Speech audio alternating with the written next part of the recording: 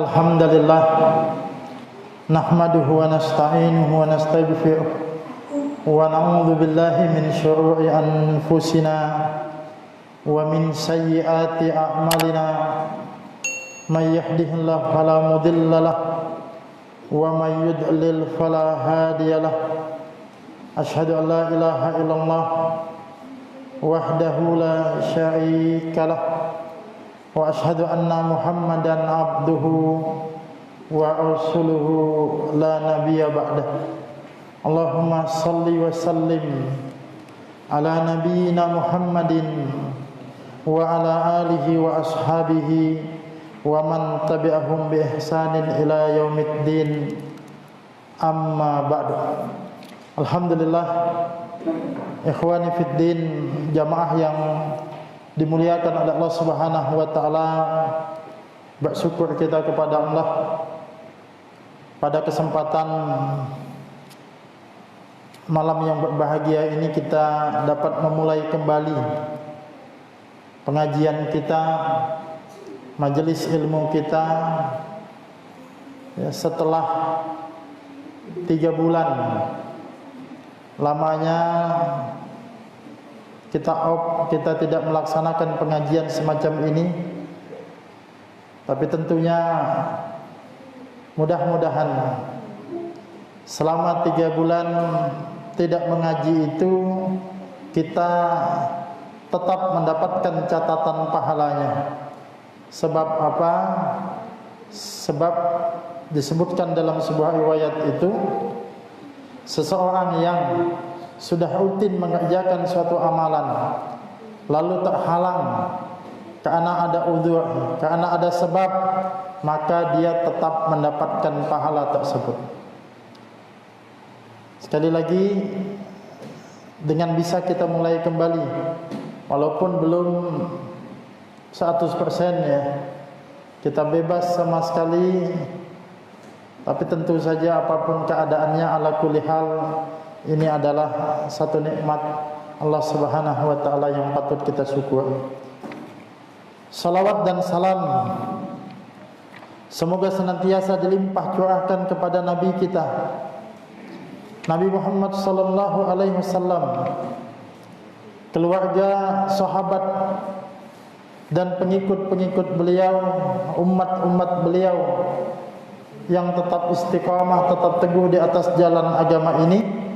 Dan semoga kita termasuk umat beliau yang mendapatkan keteguhan dan keistiqomahan tersebut. Jemaah yang dimuliakan oleh Allah Subhanahu wa taala, pada kesempatan malam ini saya langsung saja masuk ke dalam materi pembahasan kita. Saya mengangkat ya, pembahasan pada kesempatan malam ini adalah hukum seputar hutang puasa. Karena ini masih ya ada kaitan-kaitannya, atau belum lama kita meninggalkan bulan Ramadan. Mungkin ada di antara kita yang punya hutang puasa, atau kalaupun kita bebas dari hutang puasa, mungkin ada anggota-anggota keluarga kita, ya istri, anak, atau siapa saja mereka yang punya hutang puasa. Nah, dengan memahami ilmunya, mungkin kita sedikit bisa memberikan pencerahan, bisa memberikan pengarahan kepada mereka. Nah, jamaah yang dimuliakan oleh Allah Subhanahu wa taala, yang unik di sini saya ingin mengawali justru istilah hutang puasa itu. Ya. Menyebut puasa yang belum tertunaikan itu sebagai hutang, itu istilah apa? Apakah itu istilah hanya bahasa kita saja atau bagaimana? Nah, ternyata kalau kita perhatikan, puasa itu disebut sebagai hutang, itu memang istilah yang disebutkan oleh Rasulullah sallallahu alaihi wasallam di dalam hadis. Nah, sebagaimana dalam sebuah riwayat dari Ibnu Abbas radhiyallahu anhuma, Ibnu Abbas menceritakan bahwa datang seorang laki-laki kepada Rasulullah sallallahu alaihi wasallam dan bertanya, "Wahai Rasulullah, ibuku meninggal dan dia memiliki hutang puasa 1 bulan. Apakah aku harus melunasi untuknya?" Rasulullah sallallahu alaihi wasallam kemudian menjawab, apa kata Nabi? "Na'am, fadainullah ahaqqu ayyuqda." Dan ya, kata Nabi, dan hutang kepada Allah itu yang lebih berhak untuk ditunaikan, untuk dilunasi. Nah, jadi memang di sini ya Nabi kemudian mengilustrasikan puasa itu seperti hutang, dan hutang itu adalah hutang kita kepada Allah Subhanahu wa taala. Fadainullah, dain itu hutang. Kalau kita punya hutang kepada sesama manusia saja, itu mesti dilunasi. Kalau kita meninggal, maka ada ahli waris atau wali kita yang akan melunasi hutang tersebut. Nah, itu kalau hutang sesama manusia. Apalagi ini hutang kita kepada Allah Subhanahu wa taala, maka itu lebih patut lagi, lebih utama lagi untuk kita selesaikan hutangnya. Nah, jamaah yang dimuliakan oleh Allah Subhanahu wa taala, dengan disebutkannya puasa itu sebagai hutang, ada 2 catatan yang ingin saya garis bawahi. Yang pertama, karena puasa itu disebut hutang, dan di dalam agama kita hutang itu kan di antara adab tuntunan di dalam hutang piutang itu dicatat. Ya. Jadi tuntutan di dalam hutang piutang itu adalah adanya pencatatan. Maka begitu juga kita yang punya hutang, dalam hal ini adalah hutang puasa ini, mestinya dicatat atau paling tidak diingat secara kuat lah. Apalagi yang mungkin ibu-ibu ya. Ibu-ibu itu kalau punya hutang, apalagi hutangnya banyak, itu seringkali dia lupa berapa hutang puasanya. Apalagi kalau dalam 1 bulan itu misalnya dia jelas ada haidnya, kemudian di dalam bulan itu juga ada sakitnya, mungkin ada sebab lain, dia sebagai musafir, ya, dia safar melakukan perjalanan keluar kota. Begitu selesai puasa bingung, hutang saya berapa ya, kayak apa saya ganti ya. Atau kita sendiri kalau kita sakit, saya kemarin itu dirawat di rumah sakit, masuk tanggal berapa ya, keluar tanggal berapa ya, lupa. Maka hendaknya itu dicatat. Kalau sekarang kan mudah tuh, ada kalender itu, tinggal dilingkari saja, tinggal kemudian ditandai saja. Itu satu. Yang kedua, hikmah daripada puasa ini sebagai hutang ialah hutang itu, yang namanya hutang tidak selesai apabila seseorang itu meninggal, melainkan menjadi urusan, menjadi tanggung jawab wali atau ahli warisnya. Nah, sebagaimana kita kenal ya, di dalam tuntunan agama kita, sebelum warisan itu dibagi, yang harus diselesaikan itu adalah hutangnya dulu. Ini sebagaimana disebutkan oleh Allah Subhanahu wa taala di dalam surah An-Nisa ayat yang ke-11, mim ba'di wasiyati yusibiha audain. Dan pembagian, ya, maksudnya pembagian harta yang disebutkan pada ayat sebelumnya itu setelah dipenuhi, mim ba'di wasiyatin yusi, setelah dipenuhi wasiatnya,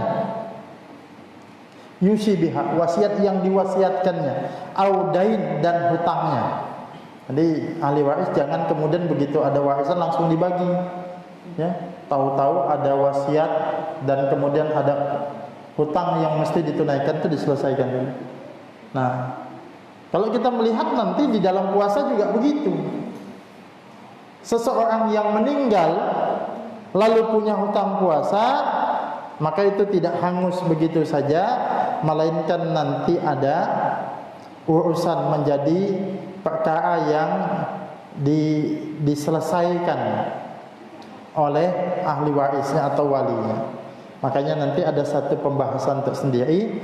Mungkin kalau tidak sempat malam ini, nanti akan kita bahas pada pertemuan selanjutnya, yakni orang yang meninggal sedangkan dia memiliki hutang puasa. Nanti ulama beda pendapat dalam hal itu, tapi kita lihat nanti di mana letak perbedaannya. Nah, jemaah yang dimuliakan oleh Allah Subhanahu wa taala, sekarang ya, tadi kita sudah mengambil 2 hikmah tadi dicatat dan menjadi tanggung jawab ahli waris kalau yang berpuasa, yang punya hutang puasa meninggal. Nah, sekarang saya ingin mulai dari hal yang mendasar dulu, terkait dengan orang yang memiliki hutang puasa. Ya. Seseorang yang tidak berpuasa pada bulan Ramadan. Bulan Ramadan kan sebagaimana kita ketahui, umat Islam itu wajib berpuasa. Kutiba alaikumussyam faman syahida minkumus syahra falyasum. Barang siapa yang berada pada bulan tersebut, yakni bulan Ramadan, maka hendaklah dia berpuasa. Wajib bagi dia berpuasa. Nah, tapi ada yang di bulan Ramadan itu orang yang tidak berpuasa. Orang yang tidak berpuasa di bulan Ramadan ini dapat kita kelompokkan atau kita klasifikasikan di dalam 2 hal atau dalam 2 keadaan. Sambil nulisnya. Yang pertama, orang yang tidak berpuasa karena orang yang tidak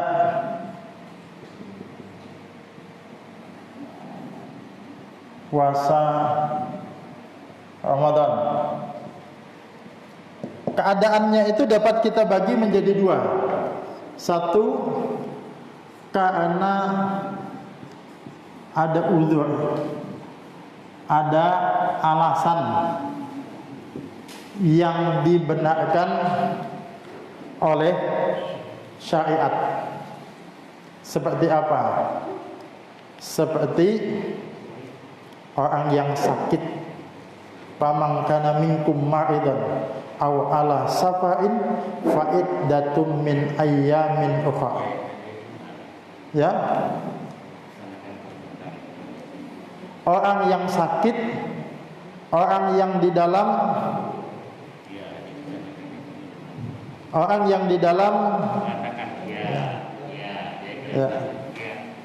Orang yang di dalam perjalanan atau musafir, kemudian orang tua yang sudah lemah tidak kuat berpuasa lagi, wanita haid, mereka itu tidak berpuasa pada bulan Ramadan. Tidak berpuasa. Tapi tidak berpuasanya itu karena sebab apa? Sebab udzur yang dibenarkan oleh syariat. Nah, mereka yang tidak berpuasa karena udzur syar'i ini, cara menebusnya itu ada 2. Yang pertama adalah qadha. Yang kedua adalah fidyah. Apa qadha itu? Qadha itu sebenarnya maknanya adalah melaksanakan kewajiban di luar waktunya. Puasa itu kan wajibnya di bulan Ramadan. Tapi karena tidak bisa dikerjakan di dalam bulan Ramadan, karena ada satu halangan, maka pelaksanaan puasanya itu ditunda setelah atau diganti setelah bulan Ramadan. Ini namanya qada. Yang kedua adalah fidyah. Fidyah ini apa? Memberi makan seorang miskin untuk setiap hari yang ditinggalkan sebagai ganti puasanya tadi. Nah, tentu saya tidak panjang di sini karena ini sudah kita bahas mungkin juga di fikih-fikih puasa, fikih Ramadan. Cuma saya ingin membuat yang sederhana saja. Ini ringkasannya saja. Makanya tidak kita sebutkan dalilnya, kesimpulannya saja. Kalau seseorang punya halangan udzur syar'i, apakah dia qada, apakah dia fidyah? Bagaimana cara membedakannya? Cara membedakannya adalah lihat halangan yang dialaminya. Kalau halangannya itu sementara waktu saja, maka dia menunaikan qada. Faman kana minkum ma'idan aw ala safarin fa iddatum min ayyamin ukhra. Barang siapa di antara kalian yang sakit atau sedang dalam perjalanan, maka hendaklah dia mengganti di hari yang lain. Kenapa orang sakit itu disuruh mengganti di hari yang lain qada? Sebab orang yang sakit suatu saat akan sehat, maka dia mengganti. Yang sedang safar, sedang melakukan perjalanan, suatu saat dia akan pulang. Setelah dia pulang menetap di kampungnya, maka hendaklah dia berpuasa. Halangannya sementara waktu. Kalau halangannya itu panjang, apalagi permanen atau paling tidak dalam jangka waktu panjang, maka solusinya adalah fidyah. Orang yang sakit menahun, sakit yang secara hitungan itu susah untuk sembuh, paling tidak di dalam tahun itu beberapa tahun dia tidak akan sembuh. Sekalipun istilahnya sakit, padahal kalau ayatnya kan faman kana minkum ma'idan, barang siapa di antara kalian sakit. Tidak semua jenis sakit. Kalau sakitnya itu permanen kalau sakitnya itu permanen, dia fidyah. Kenapa? Di bulan Ramadan dia sakit, di luar bulan Ramadan dia juga sakit, tidak bisa ganti. Nah, makanya dia fidyah. Orang yang sudah tua tidak kuat berpuasa lagi. Nah, ini tidak ada patokan umurnya, itu beda-beda ya. Ada ya yang sudah usianya kayak Pak Haji Bapak 70 misalnya, masih kuat puasa ada. Ada yang 60, kondisi fisiknya sudah lemah. Nah, jadi tidak ada patokan. Kalau dia sudah tua, lemah, tidak bisa berpuasa, tidak kuat untuk berpuasa, maka fidyah. Kenapa? Di bulan Ramadan dia sepuh, di luar bulan Ramadan tidak mungkin jadi muda, tambah sepuh kan gitu. Maka tidak ada kesempatan untuk mengganti. Maka solusinya adalah fidyah. Nah, jadi tinggal dilihat halangannya.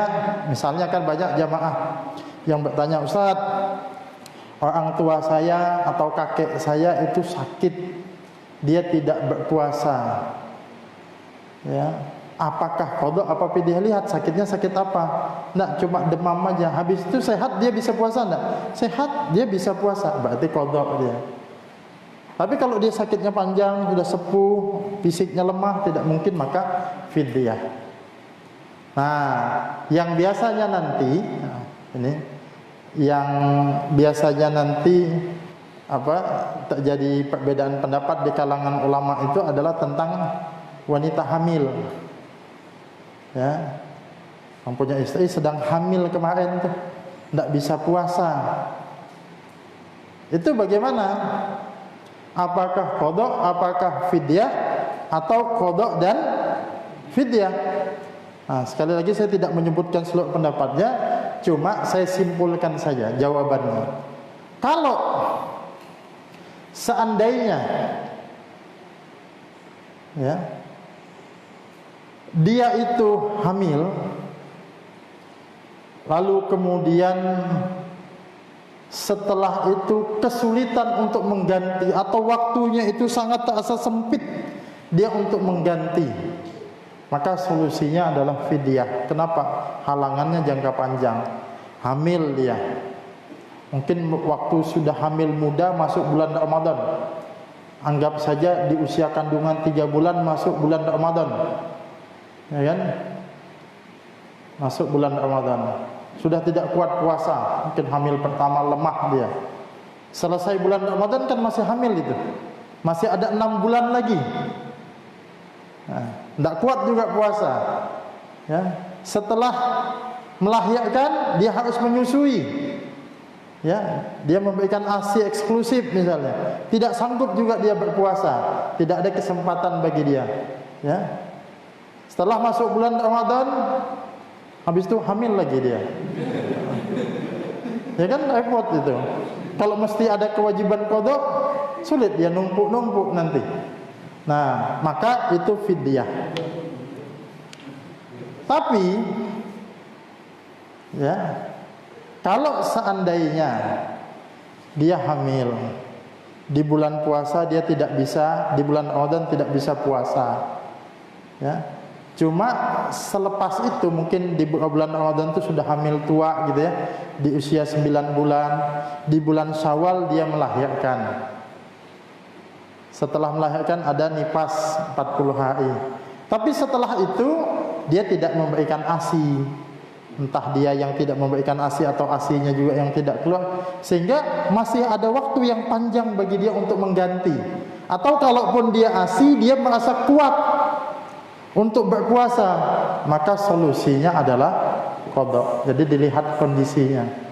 Nah, jadi qada ini untuk yang halangannya sementara waktu, sedangkan fidyah ini adalah untuk yang panjang halangannya. Gitu ya. Ini saya simpulkan begitu. Nah, kalau seseorang yang memiliki hutang puasa dengan udzur syar'i, tidak berpuasa waktu bulan Ramadan tapi ada alasannya, maka solusinya di antara dua ini.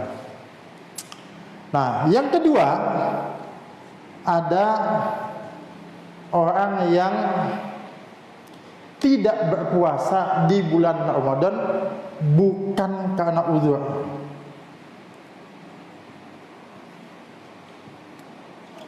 Kalau tadi jelas ini karena udzur, ini bukan karena udzur. Itu bagaimana? Dia sengaja aja berbuka siang bulan Ramadan. Nah, itu juga bisa kita bagi di dalam dua. Pertama, sebabnya apa? Apakah sebabnya dia berhubungan suami istri di siang bulan Ramadan? Karena ini beda hukumnya.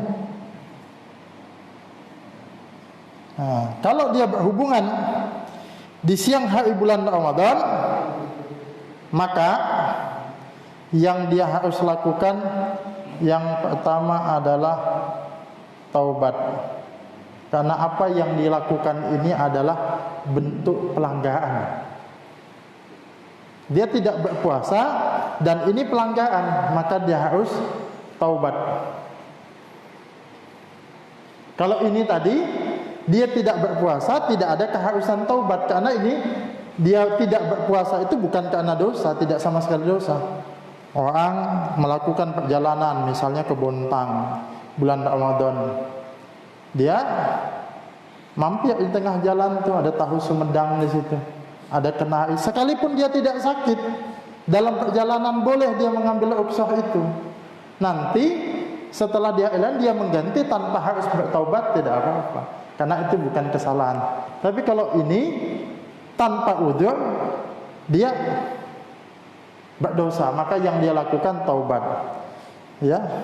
Setelah taubat maka dia harus membayar kafarah, denda tebusan. Yang ketiga, dia harus juga, ini pendapat jumhur ulama, dia diharuskan qadha juga atas puasa yang dia tinggalkan itu. Nah, ini kan sekali lagi saya sebutkan secara singkat juga. Pertama taubat. Taubat tadi sudah saya jelaskan bahwa karena ini adalah sebuah pelanggaran. Jangan sampai begini. Jangan sampai seolah-olah kafarah itu menjadi upsah kalau dia pengen berhubungan siang hari bulan Ramadan. Kan memberi makan 60 orang miskin, kebetulan dia orang kaya. Jangankan 60 orang miskin katanya. 6.000 orang miskin sanggup saya. Maka berhubungan dia siang hari di bulan Ramadan. Ya. Nah, itu jangan dianggap itu upsah. Kafarah itu adalah cara orang yang sudah terlanjur melakukan sebuah kesalahan, dah terlanjur nih, melakukan kesalahan, ingin bertobat, maka bentuk taubatnya itu harus diikuti kafarah ini. Ya. Ada denda, ada tebusan itu. Kalau dia cuma bayar kafarah saja tanpa ada perasaan taubat juga, itu tetap dia berdosa. Dia akan disiksa dengan kesalahannya itu. Ya. Bagaimana ketentuan kafarahnya itu? Ada 3 urutannya. Yang pertama adalah memerdekakan budak. Nah, ini tidak mudah memerdekakan budak. Berapa harganya budak itu? Berapa harganya, ada yang tahu? Tergantungnya jual, ya kan? Waktu Bilal dimerdekakan oleh Abu Bakar itu kan, oleh majikannya disebut angka sekian, tanpa ditawar oleh Abu Bakar, langsung dibeli, dibebaskan. Kata yang majikannya Bilal itu agak meremehkan, kalau seandainya kamu tawar lebih murah dari itu, akan ku kasih. Ini budak tidak ada gunanya, ibaratnya gitu kan. Abu Bakar tidak mau kalah. Seandainya engkau jual lebih mahal daripada itu, aku juga akan beli. Ini menunjukkan mulianya ini, karena dia orang Islam, dia Muslim, orang beriman. Artinya tidak murah juga memerdekakan budak. Kalaupun ada uang, hari ini juga siapa budak yang mau dimerdekakan? Ya kan? Nah. Setelah tidak bisa memerdekakan budak, adalah puasa 2 bulan berturut-turut. Sedangkan 2 bulan aja tidak sanggup kita. Buktinya sebulan, orang yang tahu sebulan aja tidak tahan, ya kan? Apalagi harus 2 bulan, dan itu berturut-turut. Sudah puasa 15 hari, hari ke-16 batal, tidak sanggup dia, balik lagi. Nah, itu sulit lagi. Baru yang ketiga adalah memberi makan 60 orang miskin. Nah, ini kan kisahnya mungkin kita sangat masyhur. Kisahnya ada seseorang yang datang kepada Nabi lalu menceritakan, dia mengatakan, binasa aku wahai Rasulullah.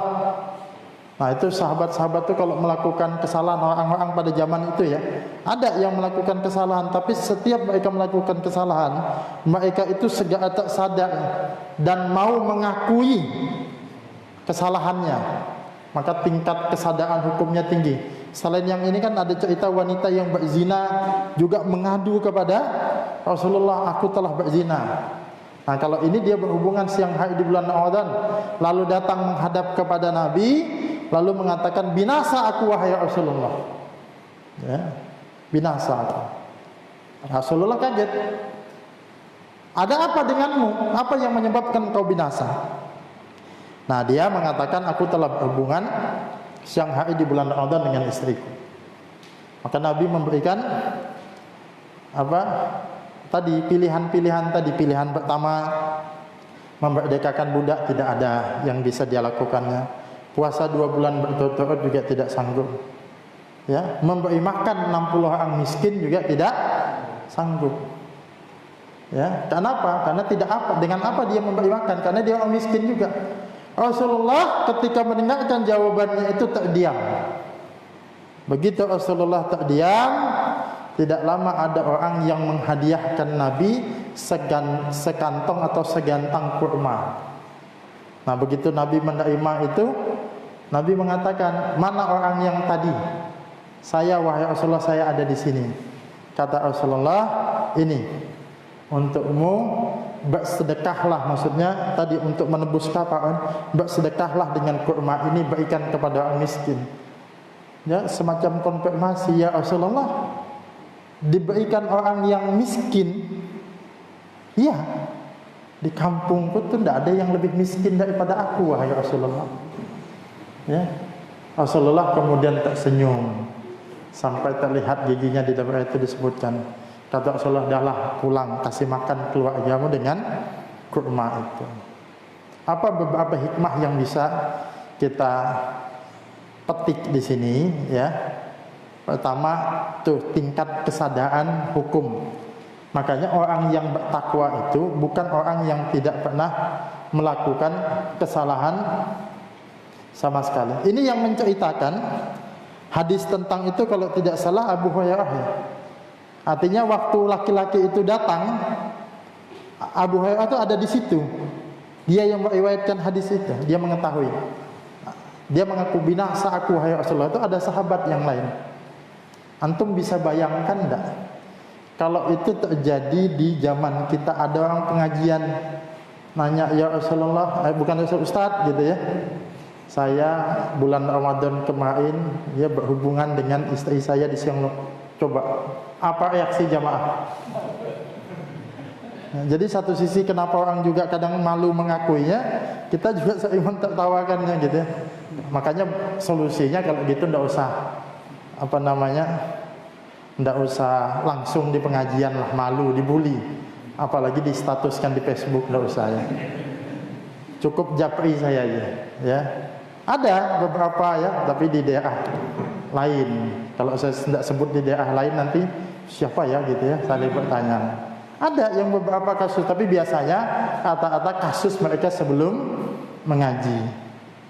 Nah, itu satu kesadaran hukum, tapi bagaimana reaksi sahabat juga tidak membuli, karena ini orang yang ingin baik. Ya, orang yang ingin baik. Makanya Rasulullah juga permudah urusannya itu. Nah, di sini juga yang ingin kemudian kita ambil, ini nanti luas masuk kaitannya dengan fidyah. 60 orang tadi, yang dimaksud itu bukan 60 jiwa, harus ada 60 orang miskin. Kayak apa kalau di kampung itu cuma 10 orang aja miskinnya? Yang dimaksud adalah 60 porsi, 60 ukuran, untuk ukuran 60 orang. Walaupun itu hanya diberi bukan kepada 60 orang, satu orang pun tidak apa-apa. Buktinya tadi kan diberi makan kepada keluarganya, bukan 60 kan gitu. Nah, begitu juga fidyah. Ada orang hutang puasa tidak berpuasa 30 hari, ingin memberi makan sebagai bentuk fidyahnya. Boleh dia kumpulkan 30 orang, boleh dia kemudian satu hari ngasih satu orang gitu ya.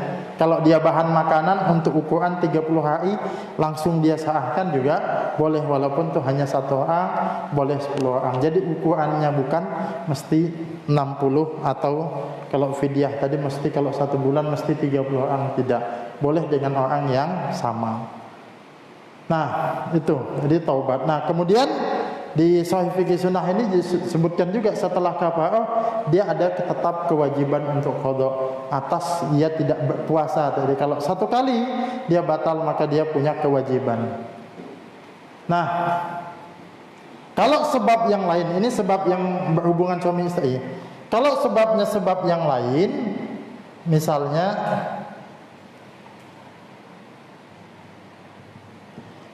makan sengaja di siang hari bulan Ramadan, ya, minum, atau yang disebutkan di dalam hadis itu juga adalah muntah dengan sengaja. Yang pertama, dia tentu saja tetap wajib bertaubat, Ya, wajib untuk bertaubat. Sebab sekali lagi sengaja tidak berpuasa di bulan Ramadan tanpa ada alasan, tanpa ada uzur, itu merupakan sebuah dosa dan sebuah maksiat. Makanya di dalam sebuah hadis, ya, itu dalam sebuah riwayat disebutkan tidak cukup kalau dia berbuka dengan sengaja di bulan Ramadan, di siang hari bulan Ramadan tanpa ada alasan, maka dia tidak bisa menggantinya walaupun dia itu berpuasa sepanjang tahun. Artinya tidak cukup hanya mengganti, maka dia harus kemudian juga bertaubat dengan taubatan nasuha, dengan taubat yang sungguh-sungguh. Tapi setelah taubat, maka dia punya kewajiban juga untuk qada. Ini ya sebagaimana dihukumkan kepada seseorang yang muntah dengan sengaja. Di dalam sebuah hadis, ya, riwayat Imam Ahmad disebutkan man ja'ahul qai'u falaysa alaihi qada. Barang siapa yang muntah dengan sendirinya, artinya tanpa sengaja, ya, maka tidak ada qada baginya. Artinya puasanya tidak batal. Wa man istaqa'a amdan falyaqdi. Dan barang siapa yang muntah dengan sengaja, maka dia harus mengqada puasanya, ada kewajiban. Jadi setelah taubat, maka kewajiban selanjutnya adalah dia harus mengqada juga. Nah, yang ingin saya bangun di sini, yang ingin saya tekankan, jamaah yang dimuliakan oleh Allah Subhanahu wa taala, ialah bahwa tadi yang sebenarnya punya hutang puasa sejak saat itu orang yang di atas tadi, yang punya halangan sesuai dengan syariat tadi. Ya, itu. Adapun yang kedua ini sebenarnya bentuk pelanggaran dosa. Kan bisa saja orang sudah terlanjur puasa di bulan Ramadan dia tinggalkan, tapi setelah Ramadan mungkin tersentuh hatinya, dia ingin bertaubat. Nah, inilah cara bertaubatnya itu begitu. Kalau dulu dia meninggalkan dan berhubungan suami istri di siang hari bulan Ramadan, maka taubat, kafarah dan qada. Kalau selain itu taubat dan qada saja. Itu sebuah pelanggaran. Supaya jangan kemudian ada nanti penyepelean. Ya, siang hari bulan Ramadan karena panas, karena capek buka dia. Nanti ajalah ganti di hari yang lain. Nah, itu tidak boleh. Itu sebuah pelanggaran. Nah, kemudian jamaah yang dimuliakan oleh Allah Subhanahu wa taala, kita lanjutkan ya. Lalu kapan kita itu harus membayar hutang puasa? Nah, kalau punya hutang itu kapan harus membayarnya? Yang pertama tentu saja lebih cepat lebih baik. Ini sebagaimana disebutkan di dalam banyak ayat. Salah satunya adalah di dalam surah Al-Mu'minun, ulaika yusari'una fil khairati wa hum laha sabiqun. Mereka itu bersegera mendapatkan kebaikan-kebaikan,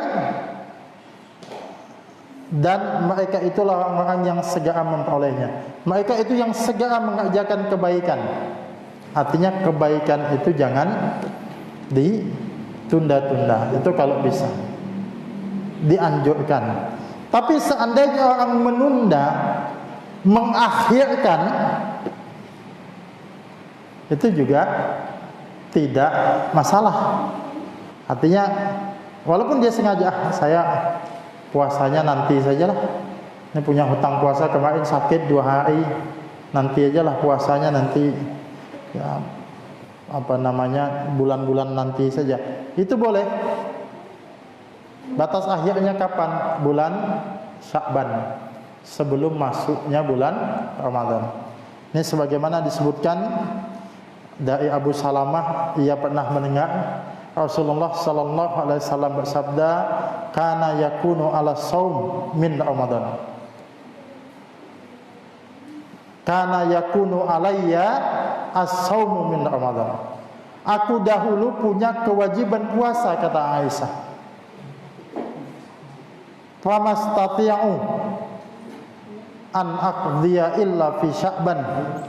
Dan aku tidak bisa membayar hutang puasaku itu, mengqadha hutang puasaku itu kecuali pada bulan Sya'ban. Artinya Aisyah pernah mengakhirkan sampai bulan Sya'ban. Ini menunjukkan bahwa boleh sampai bulan Sya'ban.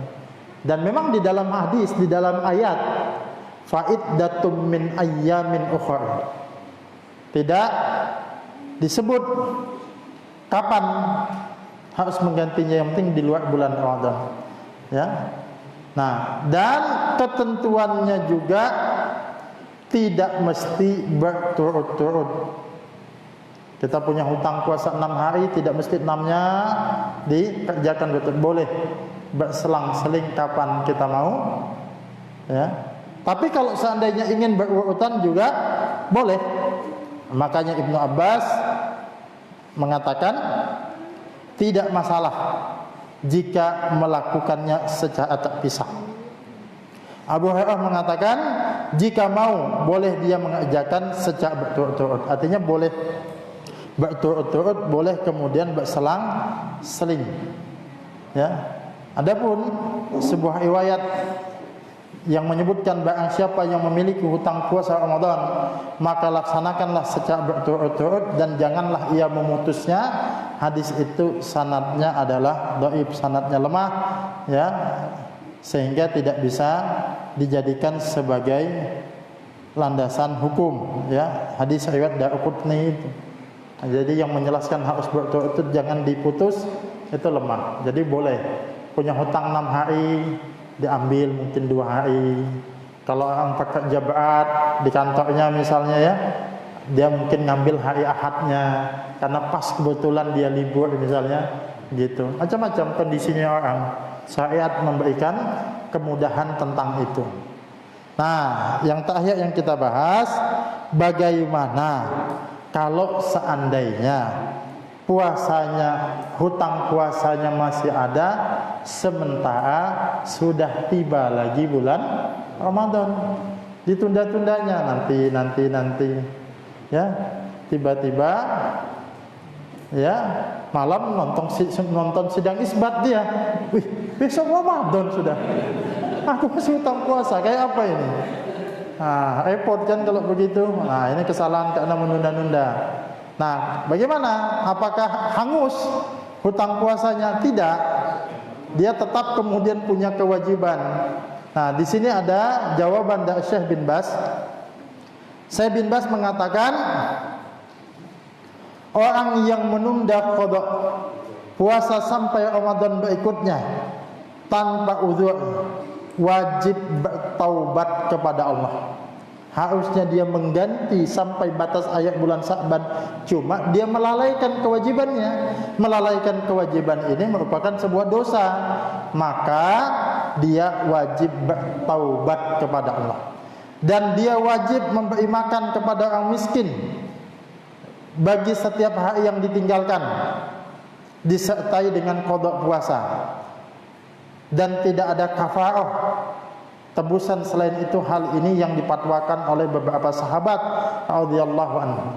Jadi kalau Syekh bin Baz mengambil karena dia sudah kelewat, ya, selain qada ada tambahan bersedekah, memberi makan orang miskin. Tapi Syekh Al-Utsaimin mengatakan itu hanya tambahannya berupa sunnah saja. Ya, artinya dia sebagai bentuk. Orang kalau melakukan kesalahan, maka dia ada muaqabah, menyangsi dirinya sendiri.